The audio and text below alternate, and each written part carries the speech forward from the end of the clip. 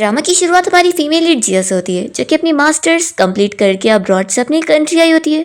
वो हमें अपने बारे में बताती है कि वो एक कंपनी में काम पे लग चुकी है और वो सबसे यंगेस्ट इंजीनियर है। वो बताती है कि वो बस अभी एक रेस्टोरेंट ही आई थी और यहाँ पर एक ओल्ड मैन उसे छेड़ने लग गया था, तो उसने उसकी खूब पिटाई कर दी और तभी उसे रास्ते में भागते हुए एक वास टूट गया। जिया कहती है कि इस वास को नोट करना, क्योंकि बाद में ये टेस्ट में आने वाला है। फ्लैशबैक का सीन चलता है और फिर हम देखते हैं कि जिया वॉशरूम में होती है और तभी यहाँ पर वो बंदा उसे टच करने लग जाता है, तो जिया तुरंत ही उसे मारने लगती है।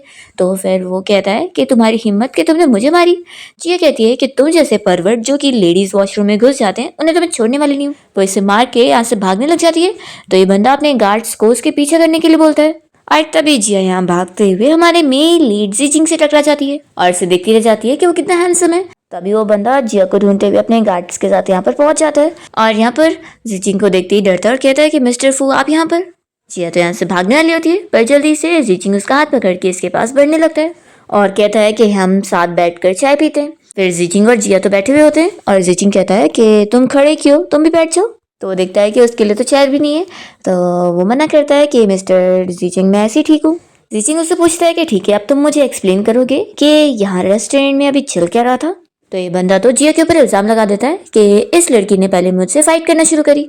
तो फिर जिजिंग जिया से पूछता है कि तुम बताओ कि क्या ये सही बोल रहे हैं। जिया तो खुश हो जाती है कि ये हैंडसम बंदा बिल्कुल मेरे पेरेंट्स की तरह मेरी डिफेंस ले रहा है। वो तुरंत ही फिर उसे इस बंदे के बारे में कंप्लेन करने लगती है कि इस ओल्ड मैन ने मुझे छेड़ने की कोशिश की है, इसने लेडीज वॉशरूम में घुसकर मुझे टच करने की कोशिश करी है और ये मुझे अपनी मिस्ट्रेस भी बनाने के लिए पूछ रहा था और मेरे पीछे पड़ गया था। तो मिस्टर हाउ कहने लगता है कि ऐसा बिल्कुल भी नहीं है, उल्टा देखो तुमने मुझे मारी हो, और वो अपनी चोट यहाँ पर जिचिंग को दिखाने लगता है। जिया कहती है कि तुम इतने बड़े मैन हो, आखिर मैं तुम्हें कैसे मारूंगी, कुछ भी इल्जाम मत लगाओ। तो जिचिंग फिर यहाँ पर चाय उठाता है और इस बंदे से कहता है कि तुम अपने हाथ आगे करो और जिया से कहता है कि इसने किस हाथ से तुम्हें टच किया था।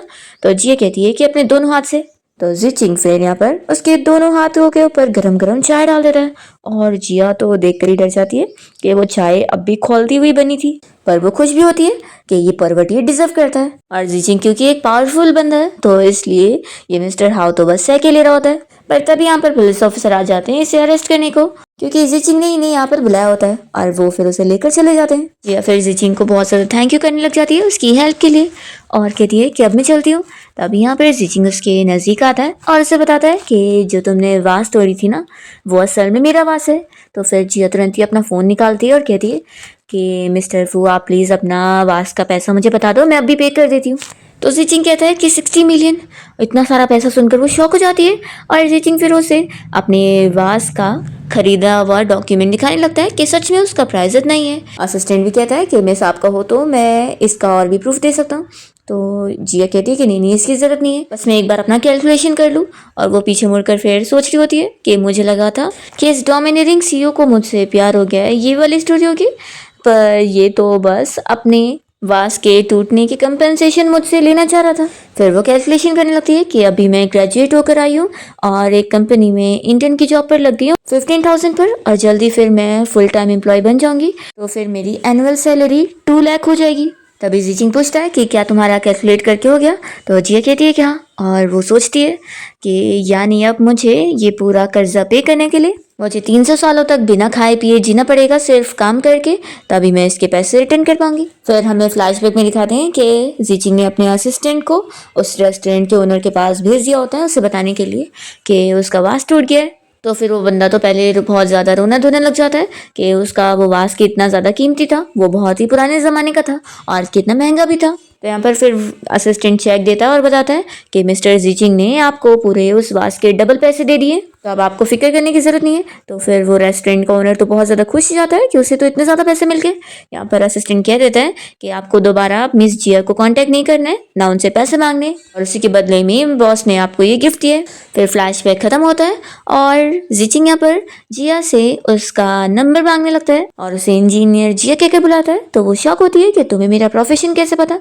तो मन में सोचता है कि मुझे तुम्हारे बारे में सब कुछ पता है। जिया फिर तुरंत ही उससे अपना नंबर दे देती है और यहाँ पर असिस्टेंट ये नोटिस कर रहा होता है कि बॉस अपना पर्सनल नंबर दे रहे हैं। जिया कहने लगती है कि वैसे मिस्टर जिचिंग मैंने पूरा कैलकुलेशन कर लियो और इस हिसाब से तो मैं 300 साल तक भी काम करती रहूंगी, तभी तो मैं पे कर पाऊंगी। तो क्या हम कोई और रास्ता ढूंढ सकते हैं ताकि मैं ये कर्जा पे कर सकूं। तब यहाँ पर जल्दी से असिस्टेंट कहने लगता है कि मिस्टर फू, आपको एक वाइफ की ज़रूरत है आपके डैड से डील करने के लिए। तो जिया जल्दी से फिर पूछने लगती है कि क्या मैं आपकी वाइफ बनने के लिए सूटेबल हूँ। वो फिर उसे जल्दी जल्दी अपनी बहुत सारी क्वालिटीज़ बताने लग जाती है कि मुझे मार्शल आर्ट भी आता है, मैं बहुत बड़ी जीनियस भी हूँ, मुझे कैलीग्राफी आती है, ये आती है, वो आती है, और सब उसे डिटेल में बता देती है। मतलब A to Z वो सारे ही काम चुन लेती है कि उसे लाइट भी ठीक करना आता है, वो उसकी बॉडी गार्ड भी बन सकती है, वो सब कुछ कर सकती है। ये सब कहकर वो कहती है कि अगर मैं तुम्हारी फैमिली से डील करने में तुम्हारी मदद कर दूँ तो क्या तुम एंटीक का प्राइस थोड़ा कम कर सकते हो ताकि मैं उसे पे कर पाऊँ। तो फिर जीचिंग मान जाता है और दोनों फिर सिविल अफेयर्स ब्यूरो जाकर अपना मैरिज सर्टिफिकेट के लिए फ़ोटो खिंचवा रहे होते हैं। यहाँ पर दोनों इतना दूर खड़े होते हैं तो फोटोग्राफर कहता है कि थोड़ा तो पास आइए, आपकी शादी होने जा रही है। तो यहाँ पर फिर दोनों थोड़ा थोड़ा करके पास आते हैं और जीचिंग यहाँ पर जिया का हाथ पकड़ता है और इन लोग की फोटो खिंच जाती है। तो ये दोनों बाहर आते हैं और जिया तो मैरिज सर्टिफिकेट देखते हुए खुश हो रही होती है कि कम से कम उसे कर्जे से तो छुटकारा मिल गया है। तभी जीचिंग कहता है कि ये मैरिज सर्टिफिकेट मैं रख लेता हूँ, मुझे दे दो। तो फिर वो तुरंत ही उसे दे देती है और कहती है कि मिस्टर फू, आप बिल्कुल भी फिक्र मत करो, आपकी फैमिली से डील करने के बाद मैं बिल्कुल भी आपको कोई परेशान नहीं करूँगी। तो यहाँ पर वो बस उसे देखते रह जाता है और जिया मन में सोचती है कि क्या मैं जो मुंह से बोल रही हूँ वो काफ़ी नहीं है, तो हम लोगों को क्या मैरिज एग्रीमेंट साइन करना चाहिए। मैंने शॉर्ट ड्रामाज में देखी हूँ कि आजकल ऐसी होता है। जिंग कहता है कि चलो मैं तुम्हारे घर तुम्हें छोड़ देता हूँ ताकि तुम सारी पैकिंग कर लो और फिर मेरे साथ चलो। तो फिर यहाँ पर जिया तुरंत ही अपने फ्रेंड को मैसेज करके बता देती है कि मैंने शादी कर ली हूँ और फिर वो अपने घर पे आकर अपने सारे कपड़े निकाल कर पैक कर रही होती है। इतने में उसका फ्रेंड उसे मैसेज करता है कि क्या तुमने सच में मिस्टर जीचिंग से शादी कर रही हो, रुको मैं अभी वहाँ पर आ रहा हूँ तुमसे बात करने। जी अपना सब पैक करने के बाद अपनी पेपर स्प्रे को भी निकाल लेती है कि अगर उस मिस्टर जीचिंग ने मेरे साथ कुछ भी करने का सोचा भी ना तो मैं उसे छोड़ूंगी नहीं। वो इस बारे में अपने सीक्रेट फ्रेंड को भी बता देती है उससे कॉल पर बात करते हुए कि वो कितनी स्मार्ट है ना जो ऐसे भी लेकर जा रही है। जिया अपने उस फ्रेंड को अपनी सारी स्टोरी बताने लगती है कि कैसे उसे एक परवट मिल गया था और उससे बचकर भागते हुए उसने गलती से एक कीमती वास को तोड़ दी जो कि 60 मिलियन का था। और जिस बंदे का फिर उसने वास तोड़ी उसके कर्जे भरने के लिए उसने उसे शादी का ऑफर दी कि वो उसकी फैमिली को डील करने में उसकी मदद कर देगी। वो कहती है कि तुम्हें पता है उससे शादी के लिए मनाने को मैंने उसको अपनी सारी स्किल्स खोल के दिखा दी कि मुझे क्या क्या आता है। तो फिर उसका फ्रेंड कह रहा होता है कि तुम हो ही इतनी ज़्यादा एक्सीलेंट। तो जिया कह रही होती है कि तुम तो सबसे बेस्ट हो, बचपन से लेकर तुम ही तो मुझे सबसे अच्छे से जानते हो। फिर जिया का दूसरा फ्रेंड शाओ यहाँ पर उससे मिलने पहुंच जाता है और कहने लगता है कि मुझे बहुत ज़्यादा बुरा लग रहा है कि तुमने कर्जा भरने के लिए किसी से शादी कर ली, क्या ये सच है। तो जिया कहती है कि हाँ। तो फिर वो पूछता है कि क्या अंकल आंटी को इस बारे में पता है। तो वो कहती है कि अभी तो बिल्कुल नहीं और तुम्हें भी उन्हें बताना नहीं है, अभी इस बात को सीक्रेट रखना क्योंकि उस बंदे के ऊपर मेरा कर्ज है जो मुझे पे करने। और फिर वो इशारों में बता रही होती है। तो कहता है कि बस 6000 ये तो मैं तुम्हारे लिए पे कर दूँ। तो जिया कहती है कि 60 मिलियन। तो ये सुनकर फिर वो भी शौक हो जाता है और कहता है कि इतने तो मैं कभी नहीं पे कर पाऊंगा। जिया कहती है कि फिक्र मत करो, आखिर अब मैंने मौका देखकर उसकी वाइफ बन गई हूँ अपना ये कर्जा भरने के लिए। एक बार बस मैं अपना कर्जा भर दूँ फिर मैं उसे डिवोर्स ले लूँगी। तो फिर शाओ कह रहा होता है कि लेकिन मिस्टर जीचिंग जैसा रिच बंदा तो एक नोबल फैमिली की अमीर लड़की से शादी करेगा ना। तो जिया कहती है कि तुम्हारा क्या मतलब है, क्या मैं बुरी हूँ। वो अपनी सारी तारीफें बताने लगती है कि उसने अब्रॉड से अपनी मास्टर्स कंप्लीट करी है, वो इतनी यंग एज में इतनी अच्छी टेक्निकल इंजीनियर बन चुकी है और उसके डैड की भी इतनी अच्छी जॉब है, उसकी मॉम भी एक डॉक्टर है, वो फैमिली के हिसाब से भी बहुत ही स्कॉलर फैमिली वाली है। इतनी सारी वो तारीफें बताने लगती है कि बताओ अब क्या मुझ में कोई कमी है। तो कहता है कि नहीं, तुम तो सबसे नंबर 1 हो। लेकिन फिर भी शाओ उसके लिए डर रहा होता है कि आखिर जीचिंग से उसकी शादी हुई है और वो बहुत ही स्कैरी है। तो जिया कहती है कि इसमें स्कैरी क्या है। तो फिर शाओ बताता है कि मैंने उस मिस्टर जीचिंग के बारे में सुना कि बचपन में उसकी मॉम की डेथ हो गई थी और उसके डैड हमेशा से हाउस अरेस्ट रहते हैं और असल में उसकी जो जीन ग्रुप कंपनी है वो तो उसके छोटे भाई को मिलने वाला था, पर पता नहीं कैसे मिस्टीरियसली उसका भाई अचानक से मर गया और फिर उसे सब कुछ मिल गया। इसलिए जिया मुझे तो तुम्हारे लिए डर लग रहा है, तुम्हें उससे केयरफुल रहना होगा, वो बहुत ही मिस्टीरियस बंदा है। फिर जिया यहाँ से अपना बैग लेकर जीचिंग से मिलने पहुंचती है जो कि बाहर उसका इंतजार करते हुए स्मोक कर रहा होता है और उसे देखकर वो जल्दी से अपना कॉल कट करता है और उसके पास आने लगता है। और जिया अपने फ्रेंड की कही हुई सारी बात याद कर रही होती है कि तुम उससे बच के रहना क्योंकि वो एक लिविंग डेविल है। जिया तो उसे देखते ही स्माइल करती रह जाती है और तभी वो उसका लगेज उठाने आ जाता है। तो कहती है कि मिस्टर जीचिंग ये मैं खुद उठा लूंगी। तो कहता है कि अब हम हस्बैंड वाइफ हैं, तो तुम्हें ये अडेप्ट करना होगा। और फिर वो उसका लगेज उठा के लेके जाता है और फिर वो तो खुश होने लग जाती है कि जीचंग तो कितना ज़्यादा जेंटल है। फिर कार से जाते हुए जिया अपने दोनों फ्रेंड की ग्रुप में मैसेज कर रही होती है कि मेरे फैमिली मेम्बर्स, मैं तुम लोगों को अपने क्रेडिटर का फोटो दिखाती हूँ कि वो कितना ज़्यादा हैंडसम है। और यहाँ पर जीचिंग देख रहा होता है कि जिया जो भी उसे मैसेज कर रही है वो उसके मोबाइल में आ रहे। जिया चुपके से उसका फोटो खींचती है और उसे पता नहीं लगने देती है, पर उसे तो सब पता होता है। और फिर जिया जीचिंग का फोटो ग्रुप में सेंड कर देती है। तभी अचानक से जीचिंग कार रोक देता है और ये सोचती है कि क्या ये गुस्सा हो गया है। जीचिंग देखता है कि उसने उसका ही फोटो सेंड करी हुई है, तो फिर वो तो खुश हो रहा होता है। और जिया यहाँ पर उसे अपनी नजरें चुरा रही होती है और डरते हुए अपने फ्रेंड ग्रुप में मैसेज करती है कि तुम लोगों को अपने क्रेडिटर का फोटो दिखाते हुए मैं तो पकड़ी गई हूँ। उसे पक्का पता चल गया है कि मैंने उसका फोटो खींची, और वैसे सच कहूँ तो ये बहुत ही ज़्यादा हैंडसम है। फिर यहाँ पर जीचिंग जिया को मैसेज करता है कि तुम्हारा ये क्रेडिटर तो बड़ा रिलायबल दिखता है, देख कर ही लग रहा है कि इस पर ट्रस्ट कर सकती हो। और फिर जीचिंग अपना बचपन याद करने लगता है। जब वो छोटा था तो जिया ने उससे बचाई थी। यहाँ पर उसे कोई 2 बंदे पीट रहे होते हैं, तो जिया उन लोगों को चिल्लाती है कि अगर तुम लोगों ने इस लड़के को और मारा तो मैं अपने अंकल को बुला लूंगी। तो वो दोनों डर के भाग जाते हैं और फिर जिया जीचिंग को उठाने में मदद करती है और उसे कहती है कि उससे बहुत दर्द हो रहा होगा ना, तो वो ये कैंडी खाएगा तो उसका दर्द कम हो जाएगा। और फिर वो उसे बाय बोलकर अपने घर चली जाती है। तो जीचिंग तो बस जिया को देखते रह जाता है और इसी के साथ ही फ्लैशबैक खत्म होता है। और फिर जिया जीचिंग के साथ उसके घर पे आ जाती है। यहाँ पर उसके घर में जो ट्रीज़ वगैरह लगे होते हैं वो देखकर वो काफ़ी शौक होती है कि ये सब उसकी पसंद की ट्रीज़ है और इसकी भी पसंद सेम कैसे।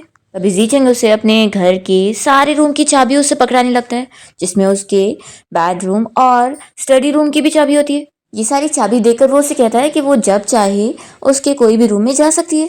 तो फिर वो मना कर रही होती है कि नहीं नहीं ये सही नहीं है। तो यहाँ पर जीचिंग कहता है कि अब हमारी शादी हो गई है और हम हस्बैंड वाइफ है, तो तुम्हारे पास पूरा हक है। और हाँ, अब तुम मुझे मिस्टर जीचिंग नहीं बल्कि सिर्फ मेरे नाम से बुलाओ। तो वो मन में सोचती है कि आखिर मैं ऐसा कैसे कर सकती हूँ, तुम मेरे क्रेडिटर हो। फिर जिया जब यहाँ अपने रूम में आती है तो वो इतना अच्छा पिंक रूम देखकर बहुत ज़्यादा खुश होती है। साथ में उसके लिए यहाँ पर काम के लिए कंप्यूटर भी रखा होता है, तो वो बहुत ज़्यादा हैप्पी होती है और जल्दी से कंप्यूटर की फ़ोटो लेकर अपने फ्रेंड ग्रुप में मैसेज कर देती है। जीचिंग जब उसे डिनर के लिए बुलाता है तो वो ये भी देखकर शॉक होती है कि उसे कुकिंग करना भी आता है। यहाँ पर जीचिंग उसे बताता है कि मुझे पता नहीं था कि तुम्हें क्या खाना पसंद है, इसलिए मैंने अलग अलग टाइप की डिशेस बना लिया। फिर जिया तो सोच में पड़ जाती है कि आखिर ये मेरे लिए इतना सब कुछ क्यों कर रहा है, कहीं ये मेरे लिए कोई ट्रैप तो नहीं है। वो तुरंत ही फिर एक्टिंग करने लगती है कि अरे वाह कितना अच्छा खाना है, और बैठकर सोच रही होती है कि ये खुद खा क्यों नहीं रहा है, क्या इसने कहीं खाने में कुछ मिला तो नहीं दिया है। जीचिंग सोचता है कि ये क्यों नहीं खा रही है, क्या इसे ऐसा लग रहा है कि मैं कुछ गलत कर रहा हूँ। तभी जिया कहती है कि मिस्टर जीचिंग पहले आप खाओ। तो फिर वो खा के दिखाता है और जिया देखती है कि अच्छा तो सब कुछ ठीक है, और फिर वो भी जल्दी जल्दी से फिर मज़े में खाना खाने लगती है और वो तो उसे ऐसे खाता हुआ देखकर खुश हो जाता है। तभी जिया उसे देख लेती है और कहती है कि सॉरी शायद मैं ज़्यादा जल्दी खा रही हूँ। तब यहाँ पर वो उसकी कटोरे में और राइस निकाल कर देता है और कहता है कि क्या तुम्हें खाना पसंद आया। तो जिया कहती है कि हाँ, और तुम्हारा बहुत थैंक यू। तो फिर जीचिंग कह रहा होता है कि हम अब हस्बैंड वाइफ हैं, तो तुम्हें थैंक यू सॉरी बोलने की ज़रूरत नहीं है, हम दोनों बराबर हैं, इसलिए तुम्हें मेरी वजह से अपनी ये छोटी छोटी आदतों को चेंज करने की ज़रूरत नहीं है। यह सोचती है कि क्या इसे एक वैलिटी का गलत कॉन्सेप्ट पड़ा हुआ है, आखिर हमारे बीच में मैरिज कॉन्ट्रैक्ट का क्रेडिटर और डेप्टर वाला रिलेशन है, तो इसमें हम इक्वल कैसे हुए।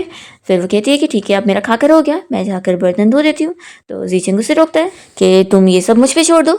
तो फिर वो कहती है कि आखिर ऐसा रूल होता है ना कि जो कुकिंग करता है तो दूसरा बंदा बर्तन धोता है। तो ये कहता है कि नहीं, हमारे यहाँ ऐसे रूल नहीं है। वो तो काफ़ी शौक होती है कि हमारी कॉन्ट्रैक्ट मैरिज हुई है कि नहीं। तभी जीचिंग फिर स्लो स्लो खा रहा होता है और जिया तो बोल हो रही होती है कि इतना ये स्लो क्यों खा रहा है, थोड़ा जल्दी क्यों नहीं खा लेता। आखिर मैं बर्तन धोने के बहाने यहाँ से भागने वाली थी, पर अब तो कोई बहाना ही नहीं मिल रहा है। फिर वो अपने फ्रेंड ग्रुप में मैसेज करके उन लोगों को बताने लगती है कि मिस्टर जीचिंग इतना ज़्यादा स्लो खाता है, इसका रीज़न क्या हो सकता है, ये ओल्ड हो गया इसलिए या फिर इसका डाइजेशन खराब हो चुका है। और फिर इतने में जीचिंग के फ़ोन पर मैसेज की रिंग की आवाज़ आती है। तो जिया शॉक हो जाती है कि उसके मैसेज पर इसका फ़ोन क्यों बज रहा है। यहाँ पर फिर जीचिंग उसका मैसेज देखने के बाद कुछ उसे कहता ही नहीं है, तो वो सोचती है कि लगता है मैं ज़्यादा सोच रही हूँ। वो फिर बहाना करती है कि असल में मेरा कुछ काम रह गया है, तो मैं अपना कंप्लीट करने जा रही हूँ, ऐसा बोलकर अपने रूम की तरफ भाग जाती है। तो वो बस उसे देखते रह जाता है। फिर अपने रूम में आने के बाद जिया इस बारे में सोच रही होती है कि हमारी कॉन्ट्रैक्ट मैरिज हुई है, फिर मैं उसके घर पे शिफ्ट भी हो गई, लेकिन अभी तक इस मिस्टर जीचिंग ने मेरे से उस 60 मिलियन के बारे में बात नहीं किया। वो सोचती है कि नहीं नहीं कुछ तो गड़बड़ है, इस दुनिया में इतनी इजीली फ्री लंच मिलता नहीं है। तो पक्का ये सब एक ट्रैप है। वो डिसाइड करती है कि नहीं, मैं ऐसे बैठे नहीं रह सकती हूँ, मुझे खुद जाकर इनिशिएटिव लेकर उसे इस बारे में पूछना होगा। वो यहाँ पर अपनी सेफ्टी के लिए पेपर स्प्रे चुपके से लेकर जाती है और जीचेंग को आवाज़ देते हुए उसके रूम में आ जाती है और कहती है कि मिस्टर जीचेंग आप कहाँ पर हैं। तभी वो अपना शावर लेकर ही आया होता है और यहाँ पर जिया तो उसके ऐप्स देखने लग जाती है। तभी वो पूछता है कि तुम्हें कुछ काम है। तो वो कहती है कि हाँ मुझे आपसे बात करनी थी। तो फिर वो तुरंत ही अपना ड्रेस पहन कर आ जाता है और उससे बैठ कर बात करते हैं। जिया कहती है कि असल में मुझे उस 60 मिलियन के बारे में पूछना था कि आखिर हम उसका क्या करने वाले हैं, उसका कैसे कैलकुलेशन होगा, अपना कर्जा पे करने के लिए मुझे कितने टाइम तक के लिए आपके साथ इस कॉन्ट्रैक्ट मैरिज को पूरा करना होगा और मेरे क्या क्या काम रहेंगे, मुझे आपके पेरेंट्स को डील करने के लिए कितना क्या पैसा मिलेगा। और हाँ, ये सब के अलावा मैं कुछ और काम नहीं करने वाली हूँ, उसके अलग प्राइस लगते हैं। और मन में सोच रही होती है कि अगर इसने मुझसे ऐसी वैसी कुछ डिमांड रखा ना तो इसे तो मैं ब्लाइंड कर दूंगी। तभी जीचिंग कहता है कि मैं चाहता हूँ कि तुम मेरे लिए 24 आवर्स हर वक्त कभी भी अवेलेबल रहो। तो वो सोचती है कि दिन में कोई भी टाइम फ्री नहीं छोड़ा है, एविल बॉस कहीं का। ये पूछती है कि मुझे सैलरी कितनी मिलेगी। तो फिर वो कहता है कि वो तुम बताओ कि कैसे कैलकुलेट करें। तो जिया उससे बताती है कि वो जो कंपनी में जॉब कर रही है उसके उसे साल के 2 मिलियन मिल रहे हैं। तो आखिर की फैमिली से डील करने का काम मुश्किल होगा तो उसे पूरे साल का 20 मिलियन चाहिए। तो जीचंग तुरंत ही एग्री कर लेता है और जिया तो मनी मन सोच रही होती है कि 20 मिलियन उसे 3 साल ऐसे करके मिल गए ना तो फिर वो तो पूरी लाइफ मजे करेगी। जीचंग कहता है कि ठीक है, मैं अपने असिस्टेंट को बोल दूंगा, वो एग्रीमेंट रेडी कर देगा। जिया बहुत ज़्यादा खुश हो जाती है कि हाँ ये सही है, कॉन्ट्रैक्ट रहता है तो फिर ट्रस्ट भी ज़्यादा रहता है। ठीक है, अब आप रेस्ट करो, मैं चलती हूँ। तभी इतने में वो जा रही होती है कि उसका पेपर स्प्रे नीचे गिर जाता है। जीचंग भी फिर उसे देखने लगता है तो जिया तुरंत ही उसे उठा लेती है और कहती है कि अरे ये तो हेयर स्प्रे है। तो ठीक है, अब मुझे कल जल्दी ऑफिस के लिए भी जाना है तो मैं भी अपना सोने जा रही हूँ, आप भी जाओ रेस्ट करें। और वो तो एम्बेरस होकर इतना तेजी में भागती है कि ये देखकर शैन भी यहाँ पर स्माइल कर रहा होता है। फिर जिया रूम में आने के बाद पेपर स्प्रे को अपने पर्स में डाल देती है और अपने फ्रेंड ग्रुप में मैसेज करती है कि मेरे फ्रेंड्स लोग मुझे ये बताओ कि कल मैं अपने क्रेडिटर के साथ कॉन्ट्रैक्ट साइन करने वाली हूँ, तो क्या मुझे कोई चीज़ का ध्यान रखना चाहिए और या फिर मुझे कैसी कंडीशंस रखनी चाहिए। तो यहाँ पर फिर जीचंग उसके सारे मैसेजेस देख रहा होता है। जिया उसे मैसेज कर रही होती है कि क्या मुझे डायरेक्ट उसके सामने ये कंडीशन रखनी चाहिए कि मैं कोई अपने आप को नहीं बेच रही हूँ। जीचंग इसके मैसेज पढ़ के सोच रहा होता है कि आखिर वो कॉन्ट्रैक्ट खुद करना चाहती है और इससे फिर वो ईजी फील करेगी तो उसके ही तरीके उसे यूज़ करने चाहिए। फिर जिया तो यहाँ बहुत ज़्यादा ओवर थिंकिंग कर रही होती है कि जीचंग उसके लिए इतना ज़्यादा जो जेंटल बिहेव कर रहा है, ऐसा कैसे हो सकता है। वो सोचती है कि क्या पता ये बस वो बाहर से शुगर कोटिंग कर रहा हो और बाद में वो पूरा कम्प्लीटली मेरा एडवांटेज लेने का सोच रहा हो। वो अपनी बुक में छुपाया हुआ चाकू निकाल कर प्लानिंग कर रही होती है कि अगर उसने मुझे कुछ भी करने की कोशिश किया ना तो उसे छोड़ूंगी नहीं मैं। फिर नेक्स्ट मॉर्निंग जब यहाँ पर जिया उठती है तो देखती है कि उसे उठने में काफ़ी लेट हो गया। वो जल्दी से तैयार होकर अपना ऑफिस के लिए निकल ही रही होती है कि वे तभी सामने ही उसे जीचंग मिल जाता है। वो उसे यहाँ पर रोक कर उसका ब्रेकफास्ट दे रहा होता है और ये देखकर वो काफ़ी शॉक होती है कि सच में वो क्या इतना जेंटल है। वो सोचती है कि कहीं इसके कुछ फीस तो नहीं देने पड़ेंगे। वो उसे थैंक यू बोलकर फिर कहती है कि मैं अपना काम के लिए जा रही हूँ। तभी वो कहता है कि मैं तुम्हें छोड़ देता हूँ। वो कहती है कि नहीं नहीं, मैं टैक्सी से चली जाऊँगी। पर जीचंग फिर भी नहीं मानता और कहता है कि तुम्हारी कंपनी मेरे रास्ते में ही पड़ेगी तो मैं तुम्हें छोड़ देता हूँ, टैक्सी की ज़रूरत ही नहीं। फिर कार से जाते हुए जिया तो इसके साथ बैठकर बहुत ही ऑकवर्ड फील कर रही होती है और बस इसी बारे में सोच रही होती है कि अगर उसकी कंपनी के एम्प्लॉयज़ ने इसे देख लिए तो फिर वो लोग तो इस बात का बहुत ही बड़ा इश्यू बना देंगे। तभी इतने में जीचंग कहता है कि मैं तुम्हारी कंपनी के थोड़ा दूर पर उतार दूंगा, तुम वॉक करके चली जाओगी ना। तो कहती है कि हाँ ये बहुत अच्छा रहेगा और मन में सोचती है कि क्या इसने कोई ऐसा सिस्टम फैला के रखा है कि ये मेरे मन की थॉट्स पे जान जा रहा है। फिर इतने में जिया को यहाँ पर किसी ओल्ड मैन का कॉल आता है और वो उसे कहने लगता है कि क्या तुम जिया बात कर रही हो जो कि एक इंजीनियर है। तो वो कहती है कि हाँ आपको मुझसे कुछ काम है। तो फिर वो कहता है कि मैं तुम्हारी कंपनी के पास वाली टी हाउस में हूँ, यहाँ पर मुझसे मिलने आओ, मुझे तुम्हारे हस्बैंड के बारे में तुम्हें कुछ जरूरी बताना है जो कि तुम जानना चाहोगी। जीचंग तो उसकी कॉल की बातें सुन चुका होता है और जिया भी ये देख के डरी होती है और फिर वो जोर से चिल्लाते हुए ऐसे प्रिटेंड करने लगती है कि जैसे वो कंपनी के अंदर है और अपने किसी कलीग से बात करिए। और स्लो से फिर वो जीचंग से पूछती है कि ये बंदा मुझे तुम्हारे बारे में टी हाउस बुला रहा है बात करने को, तो क्या मुझे जाना चाहिए। तो जीचंग कहता है कि हाँ जाओ। फिर जिया कॉल पर उस बंदे को कह देती है कि ठीक है मैं आती हूँ। और फिर यहाँ पर जब वो कार से निकलने वाली होती है तो जीचंग उसे अम्ब्रेला दे देता है। तो जिया फिर उसे थैंक यू बोलकर यहाँ टी हाउस में उस बंदे से मिलने आती है और वो उसे पूछता है कि आखिर तुम जीचंग से कैसे मिली। जिया तो इसे देखकर सोच ही रही होती है कि ये बिल्कुल भी अच्छा पर्सन नहीं लगता, मुझे इससे केयरफुल रहना होगा। वो कहती है कि हम दोनों की किस्मत मिली थी इसलिए मिल गई, और वो तुरंत ही अपना रिकॉर्डिंग चालू कर देती है।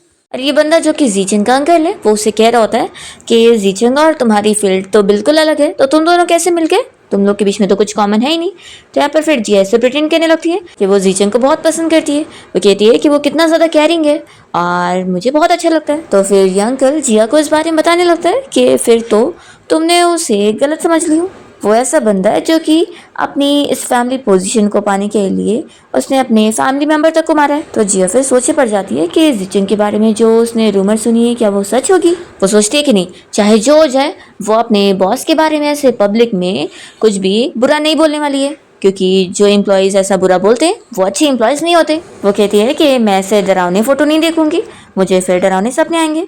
तो वो कहता है कि अच्छा, ऐसे डरावने पर्सन के साथ सेम बेड पे रहकर तुम्हें डर नहीं लगा और ऐसे डर लग रहा है। तो जिया को मनी मन गुस्सा आ रही होती है कि ये मेरे बॉस और मेरे बीच का रिलेशन खराब करना चाहता है। अंकल कहने लगता है कि तुम जीचंग को छोड़कर चली जाओ। तो ये मन में सोचती है कि अच्छा चली जाओ, फिर मेरे बदले के 60 मिलियन तुम भरोगे। वो कहती है कि नहीं नहीं, मैं जीचंग को छोड़कर कहीं नहीं जाऊंगी, मैं उससे बहुत प्यार करती हूँ। तो फिर अंकल कहता है कि सच में तुम तो पूरी प्यार में पागल हो। इस अंकल को अपने गार्ड की कॉल आती है कि पुलिस ऑफिसर यहाँ पर आ गए। तो ये अंकल डर जाता है और जिया से कहता है कि हम कभी और बात करेंगे, और जल्दी से भाग लेता है। और फिर नेक्स्ट सीन में जिया घर आने के बाद जीचंग को ये सारी रिकॉर्डिंग सुना देती है कि कैसे वो बंदा उसके खिलाफ जो जो भी बोल रहा था उसने कुछ भी नहीं मानी है और वो उस पर बिल्कुल भी ट्रस्ट नहीं करती, वो एक नंबर का झूठा था। ये सब वो यहाँ पर उसे मस्का पॉलिश कर रही होती है। तो जीचंग कहता है कि लेकिन अगर उस बंदे ने जो भी बोला वो सच होगा तो फिर। तो जिया कहती है कि बॉस, लेकिन आप तो मेरे बॉस हो ना, तो मैं तो आपको सपोर्ट करने वाली हूँ। मैं सच कह रही हूँ कि मैं बस सिंसियरली अपना कर्जा पूरा करना चाहती हूँ और हस्बैंड मैं तुम्हारे लिए लॉयल भी रहने वाली हूँ। देखो मुझे तुम पे सच में ट्रस्ट है। जीचंग कहता है कि ठीक है अब तुम जाओ अपने रूम में। तो जिया कहती है कि ठीक है फिर मैं जा रही हूँ, और ऐसे बोलकर भाग जाती है। फिर जीचंग को उसके असिस्टेंट की कॉल आती है और वो उसे बताता है कि जैसा उसने प्लान किया था उसका अंकल बिल्कुल वैसे बिहेव कर रहा है और उससे मिलना चाहता है। फिर रात में जिया अपना फेस पैक लगाते हुए जीचंग से ही कॉल पर बात कर रही होती है और उसे बता रही होती है कि वो सब झूठ बोल रही थी उसे बिल्कुल भी अपने उस हस्बैंड मिस्टर जीचंग पर यकीन नहीं है, बल्कि वो तो उससे बहुत ज़्यादा डर रही थी। वो कहती है कि अगर मैं गरीब ना होती ना तो बिल्कुल भी उसके साथ ये मैरिज एग्रीमेंट साइन नहीं करती, बल्कि 60 मिलियन का तुरंत ही उसे चेक पकड़ा के भाग जाती। तो हमें पता लगता है कि वो तो कॉल पर वॉइस से बात करती है, पर जीचंग सिर्फ उसे मैसेज में बात करता है और सोच रहा होता है कि वो बचपन से लेकर अब तक कितनी ज़्यादा चालाक है। जिया जीचंग को बता रही होती है कि मैंने तो प्लान कर रही हूँ कि कल सुबह मैं बहुत जल्दी उठने वाली हूँ, सुबह 5 ही बजे मैं फिर घर से निकल जाऊंगी और रात को भी घर लेट आऊंगी, ताकि फिर उस डेविल को मैं ज़्यादा देखूँ ना। तो ठीक है फिर अब अपना मास्क निकालने के बाद फिर मैं सो जाऊंगी, ऐसा बोलकर कॉल कट करती है। और फिर जीचंग भी फिर यहाँ सोने लगता है। नेक्स्ट मॉर्निंग जब वो यहाँ एक्सरसाइज कर रहा होता है तभी जिया एकदम सुबह सुबह जल्दी उठकर अपने रूम से बाहर आई होती है खुशी खुशी में कि आज वो जल्दी ऑफिस चली जाएगी। तभी वो देखकर शॉक हो जाती है कि जीचंग तो ऑलरेडी यहाँ पर जागा हुआ है। वो उससे कहता है कि तुम भी जल्दी उठ गई। तो फिर जिया बहाना करती है कि आज मेरी नींद जल्दी खुल गई थी। जीचंग कहता है कि वैसे भी तुम्हारे ऑफिस को भी टाइम है, तो चलो मेरे साथ मिलकर थोड़ा एक्सरसाइज करो, मैं तुम्हें सिखाता हूँ और फिर उसके बाद मैं तुम्हें ऑफिस के लिए लेकर चलूँगा। तो जिया को फिर डर के मारे मानना ही पड़ता है और फिर वो तो उससे खूब सारी एक्सरसाइज करवाता है कि जिया तो बहुत ही रिग्रेट कर रही होती है कि अगली बार से मैं इतना सुबह जल्दी नहीं उठूंगी। और फिर जीचंग जिया को उसकी कंपनी तक छोड़ने जाता है और उसे बाय कर देता है। फिर यहाँ जब वो अपने ऑफिस में बैठा होता है तो उसके अंकल उसे मिलने आए होते हैं और वो अंदर आने से डर रहे होते हैं। तो जीचंग कहता है कि अंकल क्या हुआ, क्या आप बाहर ही खड़ी रहोगे। तो अंकल डरते हुए अंदर आता है और जीचंग से इस बारे में पूछता है कि उसके बारे में जो भी इंफॉर्मेशन है वो उसने लिख के है। तो जीचंग कहता है कि अंकल ये सब आपकी वजह से बना, लगता है आपको बहुत स्टोरी सुनाने का शौक है। आपने मेरी जिया को आखिर क्या क्या बोले, अब आपकी वजह से वो मुझसे बहुत ज़्यादा डर गई है और कल तो वो ये भी कह रही थी कि वो मेरे पास रहना भी नहीं चाहती और मुझे छोड़कर जाना चाहती है। आपने तो उसे इतना डरा दिया, तो बताओ अंकल अब मैं इसका क्या करूँ।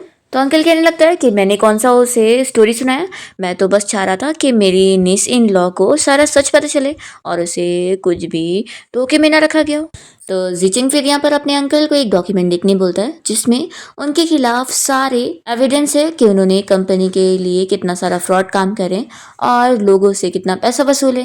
ये सब देखकर अंकल शॉक हो जाते हैं और कहते हैं कि तुम अपने एल्डर्स के साथ कैसे ट्रीट करो, तुम्हारे साथ अच्छा नहीं होगा, तुम बहुत ही बुरी मौत मरोगे।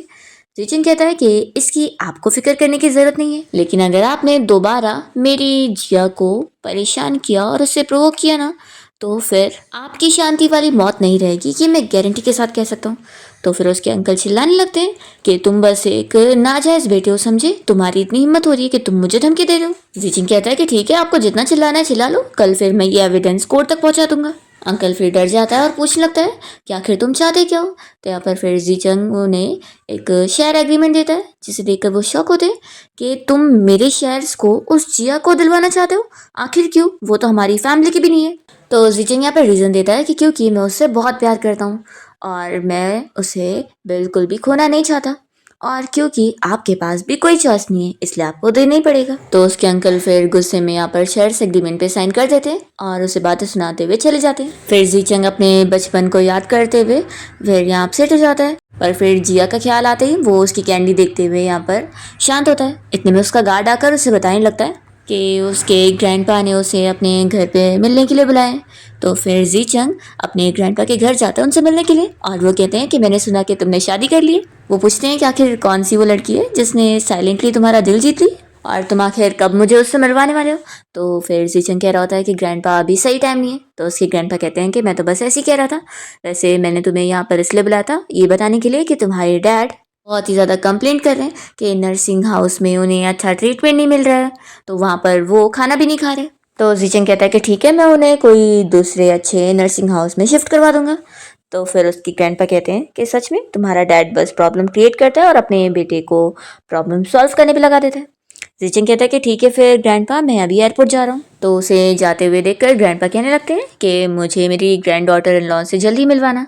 पर यहाँ पर हाउसकीपर ग्रैंडपा से इस बारे में कहने लगती है कि अगर उन्हें अपनी ग्रैंड डॉटर इन लॉ के बारे में फ़िक्र हो रही है तो फिर वो उनके लिए चेक करने जा सकती है। तो ग्रैंडपा कहते हैं कि बिल्कुल नहीं, मेरे ग्रैंडसन को अच्छी तरीके से पता है मेरी फ़िक्र के बारे में, तो वो सब संभाल लेगा। दूसरी ओर जिया अपनी कंपनी में काम कर रही होती है और फिर लंच टाइम होने पर वो यहाँ पर जीचंग का दिया हुआ लंच निकाल कर खाने लगती है और उसका फ़ोटो भी खींच कर अपने फ्रेंड ग्रुप में सेंड करके कहने लगती है कि फैमिली मेम्बर्स देख लो कि आखिर मिस्टर जीचंग कितना अच्छा अच्छा खाना बनाते हैं, मुझे तो ये सब खाने की आदत हो चुकी है। तो जीचंग उसे मैसेज करके पूछ रहा होता है कि उसे मिस्टर फू का बनाया हुआ खाना और क्या क्या पसंद है। तो बताती है कि सबसे फेवरेट तो मेरा सूप है। तो यहाँ पर जीचंग फिर तुरंत ही उसे कॉल करता है और बताता है कि आज वो अपनी बिजनेस ट्रिप के लिए जा रहा है, तो रात में वो लेट आएगा।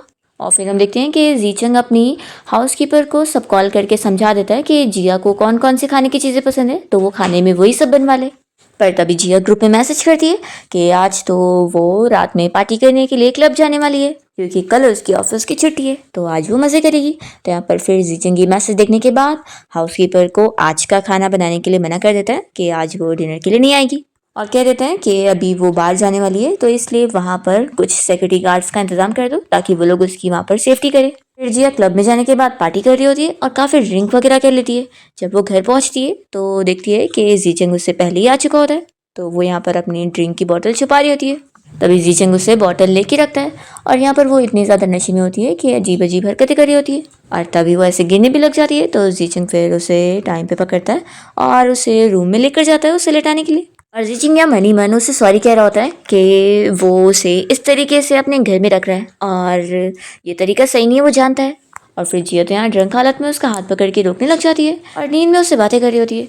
तो फिर वो तो उसे किस कर लेता है और रूम से चला जाता है। नेक्स्ट मॉर्निंग जब जिया की नींद खुलती है तो उसे याद आता है कि कल रात उसने काफ़ी ड्रिंक कर ली थी, तो अब वो बहुत ही एम्बेरस हो रही होती है और देखती है कि जीचंग यहाँ अपना टी एंजॉय कर रहा है। सोचती है कि आखिर मैंने कुछ गलत थोड़ी ना करी हूँ। तभी इतने में जीचंग उसे आवाज़ देता है कि वो साथ में ब्रेकफास्ट करने के लिए आए। तो फिर वो यहाँ पर आ जाती है और सोचती है कि अभी भी उसके ऊपर से ड्रिंक की इतनी स्मेल आ रही है, तो कहती है कि मैं ड्रेस चेंज करके आती हूँ। तो कहता है कि पहले तुम ब्रेकफास्ट कर लो फिर जाना। तो जिया मज़े में फिर ब्रेकफास्ट एंजॉय कर रही होती है और इतनी आराम वाली लाइफ जीकर वो खुश हो रही होती है। फिर दोनों साथ में मूवी देख रहे होते हैं टीवी में, और जिया तो केक खाते हुए मूवी एंजॉय कर रही होती है। तो जीचिंग भी उसे ऐसे देखकर खुश होता है। तभी वो कहती है कि क्या तुम भी केक खाना चाहोगे? नहीं नहीं, आखिर तुम्हें तो स्वीट्स थोड़ी ना पसंद होंगे। फिर इतने में जीचिंग कहता है कि नहीं, मुझे स्वीट्स बहुत पसंद है, और वो उसके स्पून में से खा लेता है। तो जिया देखकर शॉक हो जाती है कि उसने मेरी स्पून से खा लिया, ऐसे तो ये इनडायरेक्ट किसिंग हो गई है। फिर इतने में जिया को उसके डैड की कॉल आ जाती है, तो वो अपना फ़ोन जैसे उठाने चाहती है तो गिरने वाली होती है। यहाँ पर जीचंग उसका प्लेट पकड़ता है और फिर जिया जैसे अपने डैड का कॉल उठाती है तो वो कॉल पर उसे ब्लाइंड डेट पर जाने के लिए बोल रहे होते हैं। तो जिया शॉक हो जाती है और जल्दी से बाहर निकलने लगती है कि डैड मैं अभी आपसे रुक के बात करती हूँ, और फिर वो उठने लग जाती है। तो जीचंग तुरंत ही स्लीपर रखता है और इशारों में कहता है कि तुम यहीं पर ही बात कर लो। तो जिया सोचती है कि सच में अपने सारे सीक्रेट्स मुझे इसी के सामने ही बताने होंगे। जिया अपने डैड को मना करने लग जाती है कि डैड मैं कोई ब्लाइंड डेट पर नहीं जाने वाली हूँ। तो यहाँ पर जीचंग उसे लिख कर देता है कि तुम जा सकती हो। तो ये शौक होती है कि ये आखिर मुझे ऐसे क्यों बोलने को बोल रहा है। तो अभी यहाँ पर जिया अपने डैड को यही बोलती है कि मैं नहीं जाऊंगी, और फिर कॉल कट करती है। और फिर जिया कॉल रखने के बाद यहाँ पर उसे दिखाने लगती है कि देखो मैं तुम्हारे लिए सच में बहुत ही लॉयल हूँ। मैंने अपने डैड को मना कर दिया कि मैं कोई ब्लाइंड डेट के लिए नहीं जाऊंगी। अगर मैंने तुमसे प्रॉमिस कर दिया तुम्हारी टेम्पररी वाइफ बनने का तो मैं उसे पूरा करूंगी। तो जीचिंग कहता है कि मैं तुम्हें कोई मुश्किल में नहीं डालना चाहता था, इसलिए मैं हाँ बोल रहा था। तो मन में सोचती है कि इसका ये मतलब तो नहीं है कि तुम अपनी वाइफ को किसी और के साथ ब्लाइंड डेट पर भेजोगे। और फिर जिया बहाना करती है कि अब मुझे अपने रूम में जाना है, कल मैं फिर शॉपिंग पर जाऊंगी। नेक्स्ट डे जीचिंग फिर अपने फ्रेंड से मिलने गया होता है और उसका फ्रेंड उसे इस बारे में पूछता है कि अभी तक सिस्टर इन लॉ को पता लगा कि नहीं कि तू ही उसका वो सीक्रेट फ्रेंड है। तो जीचिंग कहता है कि नहीं, अभी तो मैंने उससे सब छुपा के रखा हूँ। तो फिर उसका फ्रेंड उसे समझा रहा होता है कि उसे जल्दी करना पड़ेगा। अगर वो उस लड़की को लाइक करता है तो उसे परस्यू करने के लिए उसे अपनी फीलिंग्स उसे बता देना चाहिए। ऐसे अगर वो सब कुछ छुपाते बैठेगा तो फिर वो उसे दूर ही हो जाएगा। यहाँ पर जीचिंग कहता है कि नहीं, मैं उसे बिल्कुल नहीं बता सकता, नहीं तो फिर वो डर जाएगी और मुझसे ऐसी भाग जाएगी। मैं तो इसी में बहुत ज़्यादा खुश हूँ कि कम से कम वो मेरे पास है और सेफ है, तो उसकी खुशी मेरे लिए सबसे ज़्यादा इंपॉर्टेंट है। मैं उसे ये सब नहीं बताऊंगा। तभी इतने में जीचिंग और उसका फ्रेंड दोनों देख लेते हैं कि जिया यहीं पर ही शॉपिंग करके आई हुई है। और तभी यहाँ पर जिया का ब्लाइंड डेट भी उससे मिलने पहुंच जाता है, जो कि एक मोटू सा अंकल होता है। तो यहाँ पर जिया का फ्रेंड उसे बिल्कुल भी अप्रूव नहीं करता कि ये तो तुम्हारे लायक ही नहीं है।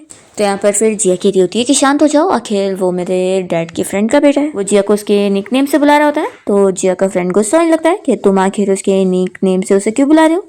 तो फिर वो बंदा कहता है ये जिया और मैं बचपन के फ्रेंड है। तभी जिया यहाँ पर अपने इस ब्लाइंड डेट को रिजेक्ट करती है ये बताकर कि मेरे पास ऑलरेडी बॉयफ्रेंड है। तो इसे सुनकर वो शॉक होता है और कहने लगता है कि फिर उसका बॉयफ्रेंड कौन है, क्या काम करता है। वो उसे अपने बारे में बताने लगता है कि वो तो जल्द ही जिन ग्रुप कंपनी में इंटरव्यू देने जाने वाला है, और फिर एक बार वहाँ पर उसकी जॉब मिल गई ना तो वो तो काफ़ी रिच हो जाएगा। तो जिया उसे कॉन्ग्रेचुलेशन बोल रही होती है उसकी सक्सेस के लिए, और फिर कहती है कि ठीक है मैं अब चलती हूँ। तभी वो जल्दी से उसके सामने आकर उसे रोकने लग जाता है और जीचिंग और उसका फ्रेंड ये सब देख रहे होते हैं। तो फिर जीचिंग का फ्रेंड कहता है कि क्या तुम सिस्टर इन लॉ को बचाने नहीं जाओगे।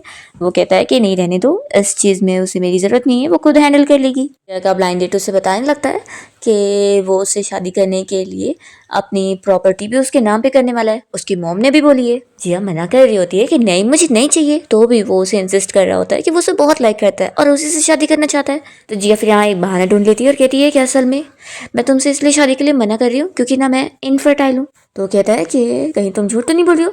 जिया कहती है कि मेरे पास रिपोर्ट भी है, रुको मैं भी तुम्हें दिखा देती हूँ, डॉक्टर ने मुझे बताया। ठीक है तुम मुझसे शादी करना चाहते हो ना, हम शादी कर लेते हैं। फिर इस बात पर वो तुरंत ही मना करने लगता है कि फिर तो मैं तुमसे शादी नहीं कर सकता, मैं तुम्हें कोई पसंद नहीं करता हूँ और मेरी मॉम ने भेजा था इसलिए मैं यहाँ पर तुमसे शादी करने आया था। जिया कहती है कि मैं तुम्हें बच्चे नहीं दे सकती इसलिए तुम मुझसे शादी नहीं करोगे, देखो प्लीज़ मैं तुम्हारी वाइफ बनना चाहती हूँ।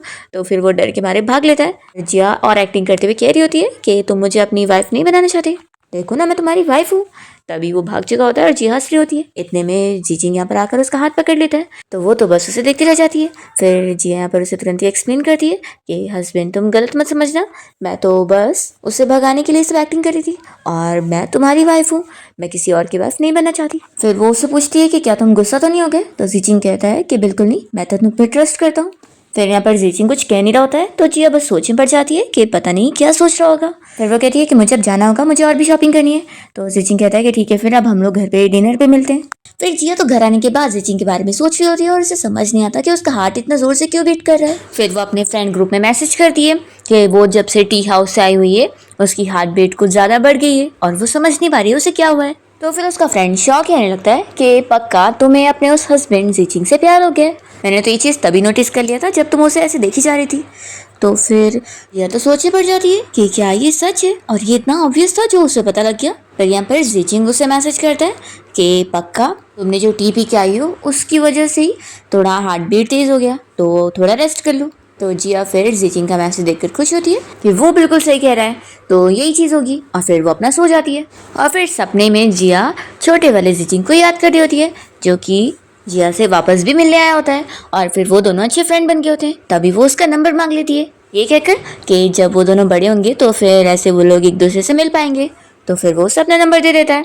एक दिन जब दोनों की कॉल पर बात हो रही होती है तो जिया रोते हुए उसे बताती है कि उसकी टीचर ने उसे बहुत डांटी है और बोली है कि अगर वो एग्जाम में फेल हो गई ना तो फिर पेरेंट्स टीचर मीटिंग के टाइम पर सभी के सामने उसकी और उसके पेरेंट्स की बेइज्जती हो जाएगी।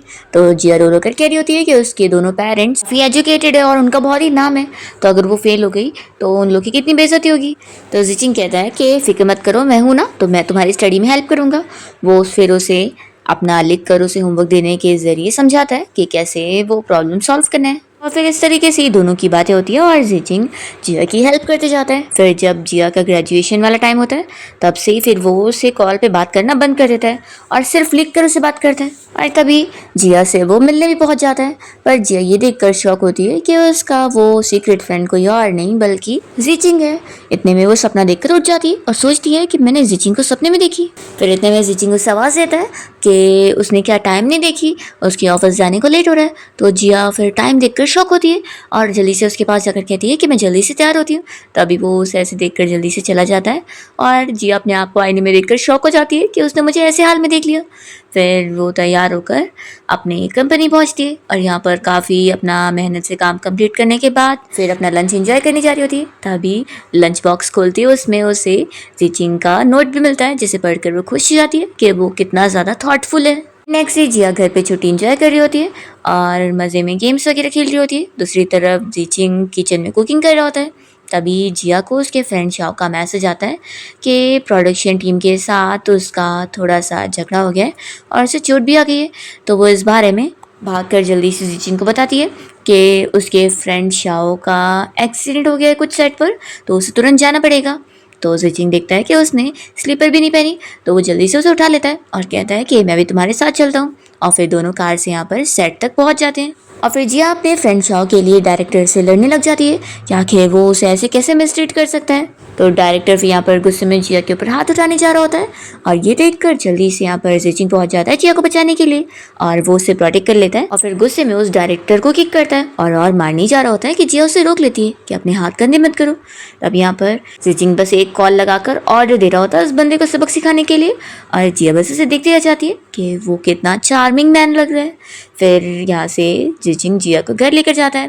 फिर जिया और इसका फ्रेंड शाओ यहाँ पर घर पे मस्त एप्पल खाए होते हैं और तभी शाओ से बताता है कि मुझे प्रोडक्शन टीम से सॉरी का लेटर आया है और वो पूरा उसे दिखाता है। तो जिया भी उसके लिए खुश होती है कि तो सच में बहुत अच्छी बात है। शाओ कहता है कि आज से और इसी वक्त से मैं तो तुम्हारे हस्बैंड जिचिंग को मान चुका हूँ कि वो बहुत अच्छा है और अब तो वो मेरा ब्रदर है। जिया भी जिचिंग से बहुत ज़्यादा खुश होती है और कहती है कि अब वो भी हम में से एक हो गया है। दोनों डिसाइड करते हैं कि चलो उसे थैंक यू करने के लिए डिनर की पार्टी देते हैं, पर क्योंकि दोनों को ही कुकिंग नहीं करने आता है तो दोनों फिर यहाँ पर जिचिंग को डिनर के लिए बुलाते हैं और पैकेट फूड खरीद के रखते हैं। तो जिचिंग यहाँ पहुँचने के बाद कहता है कि तुम लोग ये खाओगे, रहने दो, मुझ पे छोड़ दो, मैं तुम लोग के लिए डिनर कुक करता हूँ। तो फिर दोनों ही खुश जाते हैं और फिर जिचिंग किचन में जाने के बाद शाओ को भी अपने साथ लेकर जाता है कि तुम्हें भी मेरे साथ कुकिंग करना पड़ेगा क्योंकि मैन को कुकिंग आनी चाहिए। तो शाओ तो कुकिंग नहीं करना चाह रहा होता और कहता है कि मैं आखिर मैन थोड़ी ना हूँ तो मैं कुकिंग क्यों करूँ, पर उसे फिर भी सीखना पड़ रहा होता है। और जिया मज़े में अपने स्नैक्स एंजॉय कर रही होती है और इन लोग को कुकिंग करते हुए देख रही होती है और तभी वो चुपके से जिचिंग का फोटो लेकर ग्रुप में सेंड कर देती है अपने बचपन वाले फ्रेंड यानी कि कोई और नहीं बल्कि जिचिंग को दिखाने के लिए। और वो मैसेज में भी लिख देती है कि मेरा हैंडसम हस्बैंड कितना ज़्यादा अच्छा है ना। फिर लोग डिनर के बाद साथ में बैठे होते हैं और जिचिंग जिया को फ्रूट खिला रहा होता है और वो अपना मोबाइल में लगी होती है।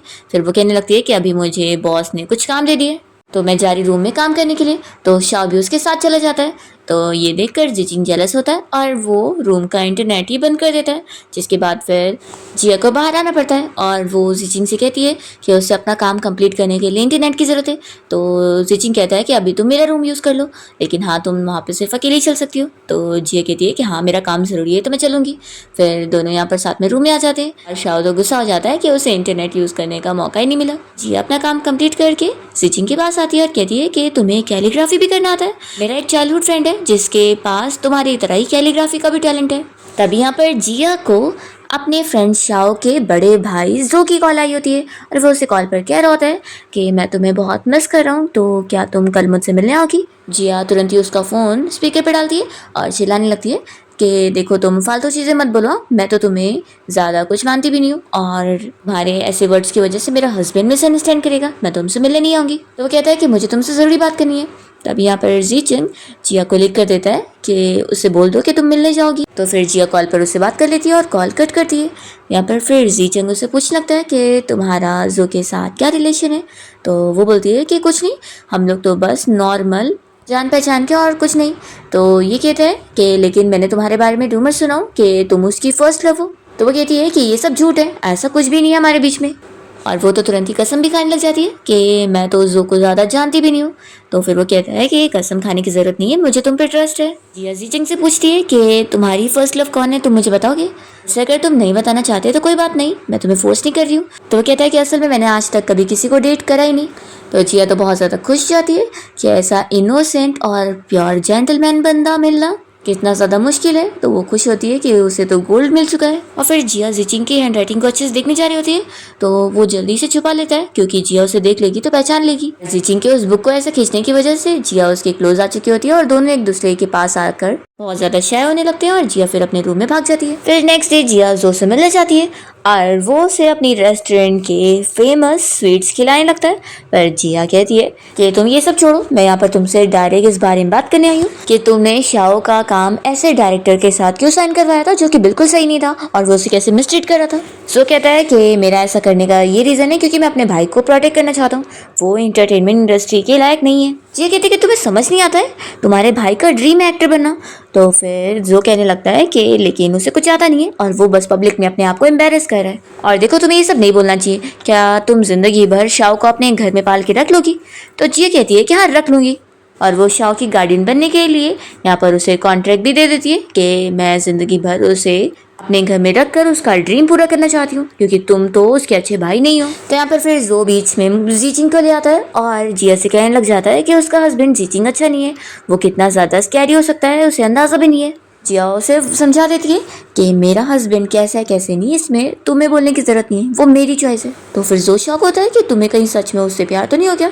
जिया कहती है कि हाँ हो गया, तो तुम्हें क्या, तुम्हें इन सब में नहीं पड़ना चाहिए। मैं तुम्हें लास्ट बार ही कह रही हूँ कि शाओ अपना एक्टर बनने का ड्रीम नहीं छोड़ेगा, मैं उसे उसका ड्रीम पूरा करने में पूरी मदद करूंगी। और हाँ, दोबारा मेरे बारे में ऐसी झूठी रूमर मत फैलाना कि मैं तुम्हारी फर्स्ट लव हूँ। और ये बोलकर वो गुस्से में यहाँ से चली जाती है।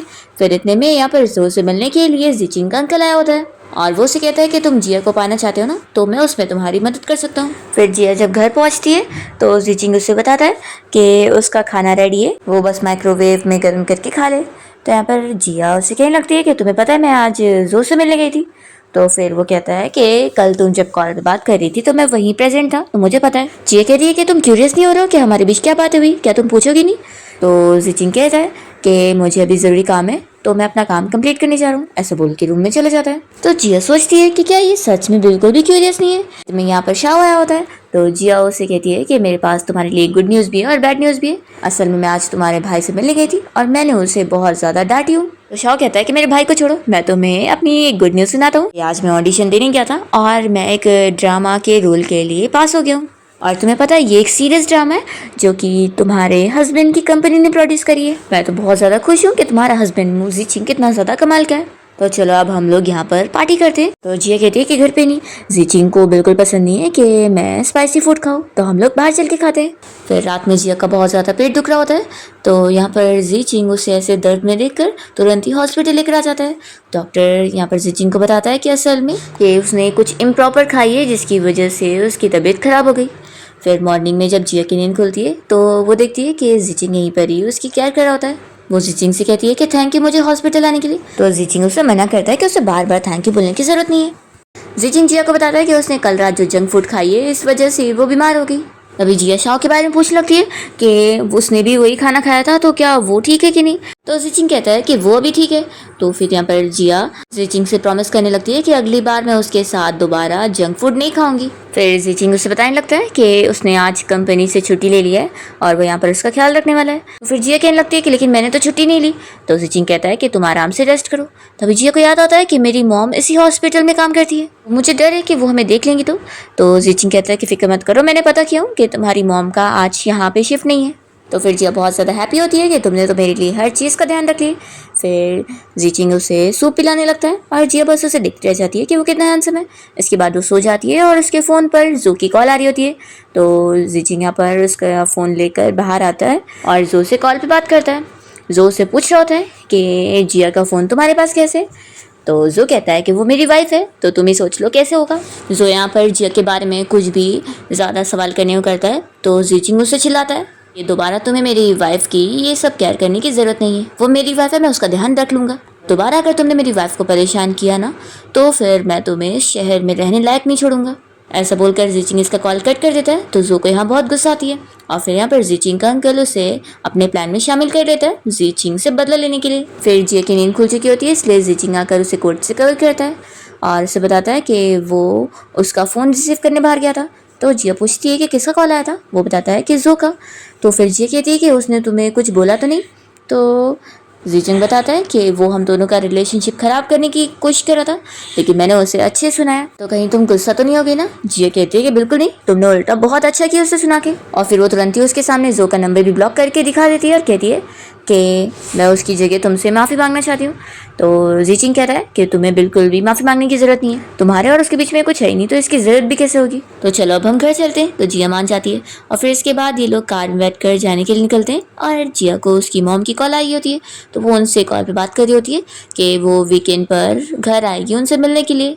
इतने में जीचिंग उसका सीट बेल्ट लगाने में मदद करने लग जाता है और जिया उसकी अचानक से क्लोज आने पर बहुत ज़्यादा ही नर्वस हो जाती है। फिर लोग जैसे घर पहुंचते हैं तो शाओ यहाँ पर सॉरी कहने लग जाता है कि उसने जिया को जंक फूड खिला दिया था इसलिए वो बीमार हो गई, और वो जीचिंग से खास करके माफ़ी मांगता है कि वो अगली बार ऐसा नहीं करेगा। और फिर इन लोगों को गुड न्यूज़ बताने लगता है कि उसे कल ही अपने शूट के लिए जाना है और वो बहुत ज़्यादा एक्साइटेड है जाने के लिए। यहाँ पर वो जीचिंग से कह देता है कि मैं तो यहाँ से जा रहा हूँ, लेकिन मेरी फ्रेंड जिया का अच्छे से ख्याल रखना, उसे कभी रुलाना मत, नहीं तो मैं तुम्हें छोड़ूंगा नहीं। फिर नेक्स्ट वीक जिया अचानक से अपने पेरेंट्स के घर पे उनसे मिलने पहुंच जाती है और यहाँ पर जीचिंग के गार्ड्स आ जाते हैं बहुत सारे गिफ्ट लेकर, और जीचिंग उसे मैसेज कर देता है कि मुझे नहीं पता था कि पेरेंट्स इन लॉ को क्या पसंद आएगा, इसलिए मैंने उनके लिए बहुत सारे गिफ्ट ले लिया। तो जिया ये पढ़कर खुश होती है कि वो उसके मॉम डैड को अपने पेरेंट्स की तरह ही समझ रहे हैं। फिर जिया के मॉम डैड जैसे घर आए होते हैं तो उन्हें तो सरप्राइज मिलता है कि जिया अचानक से यहाँ पर आ गई है और उसने बताई भी नहीं। वो लोग तो यहाँ पर जिया को देखकर बहुत ज़्यादा खुश होते हैं और जिया भी अपनी मॉम डैड से मिलकर बहुत ज़्यादा हैप्पी हो रही होती है। तभी वो सारे गिफ्ट देखकर उसके डैड कहने लग जाते हैं कि क्या तुम किसी रिच बंदे को डेट कर रही हो, वो सही भी है कि नहीं, मैंने सुना हूँ कि रिच लोग बिल्कुल भी अच्छे नहीं होते। तो जिया कहती है कि डैड और मॉम आप दोनों फिक्र मत करो, वो सच में बहुत ही अच्छा है। फिर नेक्स्ट डे जीचिंग अपने ऑफिस में काम कर रहा होता है, तभी उसके डैड की उसे कॉल आती है और वो कहते हैं कि यहाँ पर मुझसे मिलने आओ, मुझे तुमसे बात करनी है। तो फिर जीचिंग अपने डैड से मिलने पहुंचता है और उसके डैड उससे बातें सुना रहे होते हैं कि उसने उन्हें यहाँ कैद करके रख लिया और वो यहाँ से बाहर जाना चाहते हैं। तो जीचिंग तो कह देता है कि आप एक मेंटल हो और आपको यहीं पर रहना चाहिए ठीक होने के लिए। यहाँ पर उसके डैड और उसका आर्ग्यूमेंट हो जाता है और जैसे ही उसके डैड उसकी मॉम की बात कर देते हैं तो जीचिंग उन्हें चिल्लाने लगता है कि आप मेरी मॉम का नाम लेना भी डिजर्व नहीं करते, आपकी वजह से आज वो मेरे साथ नहीं है। तो उसके डैड कह रहे होते हैं कि तुम मुझसे कैसे बात कर रहे हो, मैं तुम्हारा डैड हूँ। तो जीचिंग कहता है कि मेरे लिए ये सबसे शर्म की बात है कि मेरे अंदर आपका गंदा खून है। यहाँ पर उसके डैड हंस हंस कर कहने लगते हैं कि उन्हें पता चल गया है कि उसकी शादी हो गई है और उसने अपनी वाइफ जिया से अपने बहुत सारे सीक्रेट छुपाया हुआ है। तो वो उसे धमकी दे रहे होते हैं कि अगर वो उसे बता दे तो उसके पास्ट के बारे में। जीचिंग अपने डैड से कह देता है कि वो उसे ऐसे धमकी नहीं दे सकते और वो ये कह देता है कि अगर वो जीना नहीं चाहते तो ऐसा करके भी देखे। तभी यहाँ पर जीचिंग का अंकल उसके डैड से मिलने पहुंच जाता है और कहने लगता है कि भाई तुम मेरा साथ दे दो ना, तो हम उस जीचिंग से बदला ले लेंगे और तुम्हें मैं यहाँ से आज़ाद करवाने में मदद कर दूंगा। फिर जीचिंग कार से जाते हुए अपने डैड की कही हुई बात याद कर रहा होता है और अपनी मॉम को याद करते ही वो बहुत ज़्यादा अपसेट हो जाता है और फिर कार चलाते हुए उसका एक्सीडेंट हो जाता है। तभी इतने में उसे जिया का कॉल आया होता है और वो ठीक से बात भी नहीं कर पाता। तो जिया यहाँ पर उसके बारे में पता लगाते हुए पहुंच जाती है और उसे ऐसे चोट में देखकर वो तुरंत ही उसकी फिक्र करने लगती है और जीचिंग उसे देखकर खुश होता है कि वो टाइम पर आ गई, जैसे बचपन में भी वो उसे बचाने के लिए टाइम पर आ गई थी। और फिर यहाँ पर जिया जीचिंग को हॉस्पिटल से बैंडेज वगैरह करवा के घर ले आती है और यहाँ पर उसकी चोट की फिक्र कर रही होती है कि उसे कितनी ज़्यादा चोट लग गई है, तो दर्द हो रहा होगा। जैसे ही वो यहाँ पर उसकी चोट को दबाती है तो जीचिंग को बहुत दर्द होता है और वो हिल जाता है। तो यहाँ पर जिया तो उसके ऊपर ही गिर जाती है और एक्सीडेंटली इन लोगों की किस हो जाती है। तो जिया जल्दी से उससे दूर होती है और फिर वो अपने रूम में भाग जाती है और दोनों यहाँ पर बहुत ज़्यादा फिर शाये हो रहे होते हैं किस के बारे में सोचकर। फिर जिया अपने फ्रेंड ग्रुप में मैसेज करके जीचिंग को इस बारे में बता रही होती है कि मुझे अपने हस्बैंड से प्यार हो चुका है। तो यहाँ पर जीचंग जब भी मैसेज पढ़ता है तो वो तो बहुत ज़्यादा खुश हो जाता है कि वो भी उससे लाइक करने लगी है। वो तो इतना ही ज़्यादा हैप्पी होता है, पर फिर इतने में उसे उसके डैड की बात याद आती है। तो वो सोचने पड़ जाता है कि जब जिया को उसके पास्ट के बारे में पता चलेगा तो क्या वो उसे माफ़ करेगी कि उसने उसे झूठ बोला और कुछ भी बताया नहीं। और फिर जिया को यहाँ पर शाओ की कॉल आ जाती है और वो उसे टिप्स वगैरह लेने लगती है कि आखिर वो जीचंग को डायरेक्ट कन्फेस तो नहीं कर सकती, लेकिन आखिर कैसे उसे हिंट दे सकती है। फिर शाओ की बताई हुई ट्रिक्स वो नेक्स्ट डे जीचंग के ऊपर यूज़ करती है। पहले तो वो उसे ब्रेकफास्ट बना के देती है और यहाँ पर उसे अपनी हार्ट बीट के बारे में बता रही होती है, पर जीचंग कुछ भी समझ ही नहीं पा रहा होता है। तो यहाँ पर फिर जिया शाओ से मिलती है और उसे इस बारे में बताती है कि उसका कोई भी प्लान काम नहीं करा। तो फिर लोग दूसरी ट्रिक यूज करते हैं जिसमें जिया फिर ड्रंक होने का नाटक कर रही होती है और जीचंग फिर उसे पिक करके घर लेके जा रहा होता है। पर जिया इतनी ज्यादा ड्रंक हो चुकी होती है कि वो तो सो भी जाती है, तो यहाँ पर ये ट्रिक भी फेल हो जाती है। पर फिर नेक्स्ट डे जीचंग के घर पे उसके ग्रैंडपा की भेजी हुई हाउसकीपर इन लोगों का ध्यान रखने पहुंच जाती है। मतलब कि मेन खास करके ग्रैंडपा ने इन दोनों का रिलेशन ठीक करने के लिए उसे भेजे होते हैं। तो इस बहाने से जिया को काफ़ी अच्छा आइडिया मिल जाता है और वो जीचंग से कहती है कि हम तुम्हारे ग्रैंडपा को पता नहीं लगने दे सकते कि हम लोग रियल कपल नहीं हैं। तो वो उसके साथ फिर यहाँ पर साथ में अच्छा टाइम स्पेंड कर रही होती है, सारी कपल वाली चीज़ें करके। उसे चाहे खाना खिलाना हो या फिर उसके साथ बैठकर काफ़ी बातें करना हो। और फिर क्योंकि हाउसकीपर को दिखाने के लिए उन लोगों को सेम रूम में भी अब रहना पड़ जा रहा होता है, तो जिया तो बहुत ज़्यादा खुश होती है। उसने यहाँ पर नाइट ड्रेस भी पहनने का प्लान कर ली होती है और जैसे ही वो जीचंग को सेड्यूस करने पहुंचती है तभी वो उसे स्टॉप कर देता है कि इतनी जल्दी वो लोग आगे नहीं बढ़ सकते और उसे ब्लैंकेट से वो कवर कर देता है। और फिर उससे पूछता है कि जिस अपने सीक्रेट फ्रेंड के बारे में वो हमेशा उसे बताती है, वो आखिर कभी उसे कुछ छुपा रहा हो तो वो कैसा फील करेगी। तो ये कहती है कि वो ऐसा कर ही नहीं सकता, मैं उस पर बहुत ट्रस्ट करती हूँ, वो मेरी फैमिली की तरह है। जीचिंग और ज़्यादा अपसेट हो जाता है कि वो उस पर इतना ट्रस्ट करती है, तो अब वो सच कैसे बताएगा। नेक्स्ट डे जिया अचानक से बिजनेस ट्रिप पर चली गई होती है और जीचिंग यहाँ घर पे देखता है कि जिया के कपड़े और सारे सामान कुछ भी नहीं है। तो वो बहुत ज़्यादा डर जाता है ये सोचकर कि वो उसे छोड़कर चली गई है। पर तभी वो बिजनेस ट्रिप से आ जाती है और कहती है कि तुम्हें क्या लगा था कि मैं जा चुकी हूँ, तो तुम मिसअंडरस्टैंड कर चुके थे और तुम अपसेट हो गए थे कि अब मैं तुम्हारे पास नहीं होंगी। वो उसे कहती है कि अब तुम मान लो कि तुम भी मुझे लाइक करते हो। तो जीचिंग भी फिर फाइनली मान लेता है कि वो भी उसे लाइक करता है और फिर दोनों यहाँ पर साथ में नाइट स्पेंड करते हैं। नेक्स्ट मॉर्निंग हम देखते हैं कि जिया जीचिंग से मिलने के लिए उसकी कंपनी में गई होती है और फिर दोनों साथ में डेट पर जाते हैं। तभी अचानक से जीचिंग को कॉल आती है कि उसके ग्रैंडपा की तबीयत खराब है। तो वो इस बारे में जिया को बताता है कि उसे कुछ अर्जेंट मैटर की डील करनी है और फिर वो तुरंत चला जाता है। तभी यहाँ पर जिया जब रास्ते में जा रही होती है तो जीचिंग का अंकल अपने गार्ड्स के साथ पहुंच जाता है उसे पकड़ने के लिए और फिर वो जिया को एक जगह पर कैद कर लेता है और उसे यहाँ पर जीचिंग के पास्ट के बारे में सब बता देता है कि वही उसका वो सीक्रेट फ्रेंड है जिसको वो अपनी फैमिली की तरह मानती है और उसने उससे बहुत बड़ा सच छुपाया हुआ है। वो उसके बचपन के बारे में उसे बता देता है कि उसने कितना कुछ सफ़र किया है अपने डैड की वजह से और इवन उसकी मॉम की जान भी उसके डैड की वजह से गई है और बचपन के ट्रॉमा को वो आज भी भूल नहीं पाया है जिसे वो तुमसे छुपाते आ रहा है। जीचिंग यहाँ टाइम पर जिया को बचाने के लिए पहुंच जाता है और अपने अंकल से कह देता है कि अब वो बचेंगे नहीं क्योंकि उसके डैड को उन्होंने मारे और वो उसके ऊपर इल्ज़ाम लगाना चाहते हैं।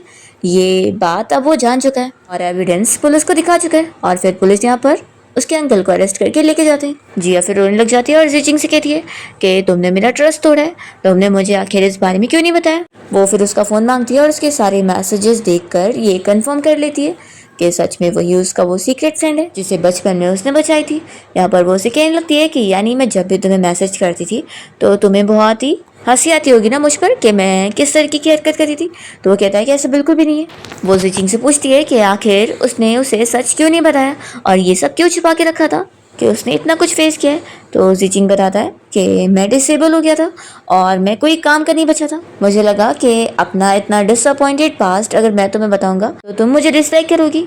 जिया फिर उससे बताती है कि तुम कान खोलकर सुन लो कि मैं तुमसे प्यार करती हूँ और मुझे तुम्हारा सिर्फ प्रेजेंट ही नहीं पसंद है बल्कि मैं तुम्हारे पास्ट को भी एक्सेप्ट कर चुकी हूँ, इसलिए तुम्हें तो मुझसे कुछ छुपाने की ज़रूरत ही नहीं थी। फिर यहाँ पर जीचिंग तो शॉक होता है और रोने लग जाता है और जल्दी से उसे हग करता है और फिर दोनों साथ अपनी हैप्पी मैरिड लाइफ जी रहे होते हैं और बहुत ही अच्छा टाइम स्पेंड करते जा रहे होते हैं। तभी अचानक से यहाँ पर जिया को फिर कॉल आती है उसके मॉम डैड की कि वो यहाँ पर उसके घर पे उसे मिले हैं। तो फिर जिया जीचिंग के साथ मिलकर बाहर आती है और अपने मॉम डैड को फाइनली बता देती है कि दोनों ने मैरिज सर्टिफिकेट लेकर शादी भी कर चुके हैं। तो उसके मॉम डैड तो शॉक हो जाते हैं, डैड तो बहुत ज़्यादा गुस्सा करे होते हैं। तब यहाँ पर जीचिंग जिया के डैड से कहता है कि वो जिया का हमेशा ख्याल रखने वाला है और वो कभी भी उसे अपसेट नहीं करने वाला है, बल्कि हमेशा उससे प्रोटेक्ट करने वाला है। तो फिर डैड कह देते हैं कि अगर तुमने कभी मेरी बेटी को रुलाया ना तो फिर देख लेना। और फिर जिया के मॉम डैड फाइनली मान जाते हैं इन लोग के रिश्ते के लिए। फिर फाइनली स्नो का टाइम आ जाता है और जिया बहुत ज़्यादा खुश हो रही होती है। और फिर इन लोग के मैरिज एग्रीमेंट का लास्ट डे आ जाता है और जिया कहती है कि अब मैं डिक्लेयर करती हूँ कि हमारे बीच में अब कोई भी कॉन्ट्रैक्ट वाला रिलेशन नहीं है। और वो उन सारे पेपर्स को फेंक देती है और यहाँ पर दोनों ही फिर किस करते हैं। इसी के साथ इस ड्रामा की हैप्पी एंडिंग हो जाती है।